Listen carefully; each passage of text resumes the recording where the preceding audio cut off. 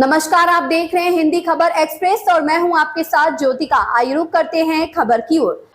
Samajwadi party सदस्यता अभियान में विधायक राजेंद्र प्रसाद चौधरी ने सैकड़ों लोगों को दिलाई सदस्यता। रुधौली विधानसभा क्षेत्र हनुमानगंज सेक्टर के पड़रिया चौराहे पर समाजवादी पार्टी द्वारा सदस्यता अभियान की बैठक की गई। सदस्यता अभियान के मुख्य अतिथि रहे रुधौली विधानसभा 309 के विधायक राजेंद्र प्रसाद चौधरी का क्षेत्र की जनता ने जोरदार स्वागत किया। बैठक में क्षेत्र के सैकड़ों लोगों ने सदस्यता ली। इस दौरान विधायक राजेंद्र प्रसाद चौधरी ने जनता को संबोधित करते हुए वर्तमान की भाजपा सरकार पर जमकर निशाना साधा और यह भी कहा कि देश के युवाओं को यह भाजपा सरकार गुमराह करके युवाओं को हाथ पैर से नहीं बल्कि मानसिक रूप से विकलांग कर रही है। इस दौरान समाजवादी पार्टी सदस्यता अभियान की बैठक में राम आश्रित चौधरी, इंद्रमणि, विनोद यादव, राम सेवक, अनिल, राजेंद्र यादव, राम तेज, पेशकार यादव, अमित जायसवाल, रवि जायसवाल आदि बड़ी संख्या में लोग मौजूद रहे। राज आर्या की रिपोर्ट।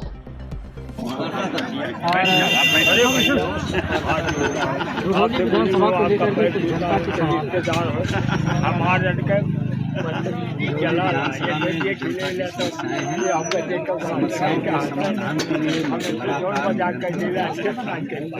जो अपने स्तर से आप दिखा पे अरे तमाम खा लिया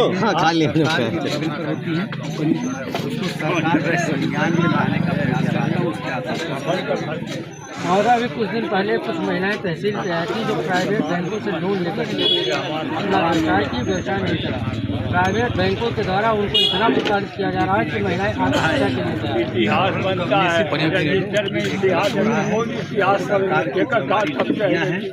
गुमराह करने की समूह के नाम पर उनको उनको जाल में फंसा के बैंक के द्वारा उत्पीड़न किया जा रहा है। ये कार्रवाई समाप्त होनी चाहिए। विकास के नाम पे लोगों का जो फीडबैक आ रहा है वो केवल स्मृति द्वार के अलावा कोई विकास नहीं है।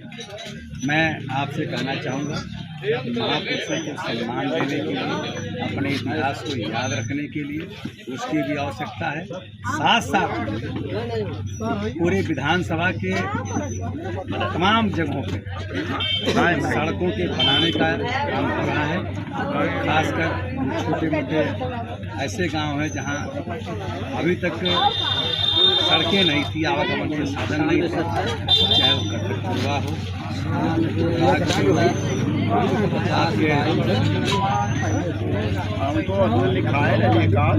नक्खरी हो, नक्खरी के अलावा भी आपके अलावल जोत में भी, करकदवा में भी, आपके सनीचरा में भी, आपके दरियापुर में भी तमाम जगहों पे सड़क बनाने का काम किया है। जो मेरे स्तर पर है कुछ बड़ी सड़कें ऐसी हैं जिसको सरकार के सहयोग की आवश्यकता है। प्रस्ताव सरकार के समक्ष दिया गया है। अब वो चूँकि भारतीय जनता पार्टी की सरकार है, विकास पे उसका बहुत फोकस नहीं है, विचार नहीं है और विकास करना भी नहीं चाहती, तो कहीं न कहीं से प्रस्तावों पर बाधा डालने का काम, अवरोध करने का काम, स्वीकृति में विघ्न बाधा करने का काम विधायक जी आपके द्वारा विधानसभा में तमाम तरह के क्वेश्चन उठाए जाते हैं जिससे समाधान में कुछ आवाज़ें वहाँ से उठ के आती है, लेकिन सहारा इंडिया का इतना बड़ा पैसा जो एक समाज के रीढ़ को तोड़ रहा है, आपकी आवाज़ कब पड़ेगी? मैं कहना चाहूँगा ये सहारा इंडिया का मामला है, ये पूरे देश के लिए निगाहें भारतीय जनता पार्टी के रही है। ईडी के माध्यम से जिनके पैसे को, सारा के पैसे को भारतीय जनता पार्टी की सरकार ने होल्ड कर रखा है और इस पर निश्चित रूप से कार्रवाई करते हुए लाखों लाख लोगों जो अपनी गाढ़ी कमाई को सहारा इंडिया में जमा किए हैं उनको वापस किया जाना चाहिए, जिससे उनके सपने जो पुराने रहे हों वो सपने साकार हो सकें। ये चूँकि केंद्र सरकार के स्तर पर लंबित है, ये सरकार को निर्णय लेना है, भारतीय जनता पार्टी की सरकार।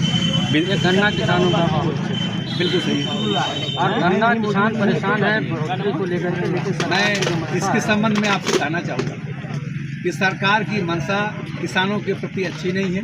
ये किसान विरोधी सरकार है।